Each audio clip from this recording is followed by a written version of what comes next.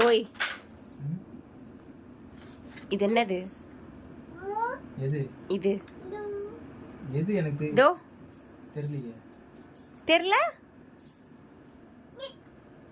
என்னது?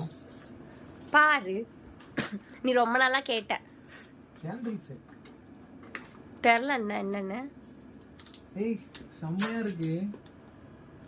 நல்லா இருக்கா? ஒவ்வொன்றும் ஒவ்வொரு ஃப்ராக்ரன்ஸ் தானே. ஆமா. Garden of season candle.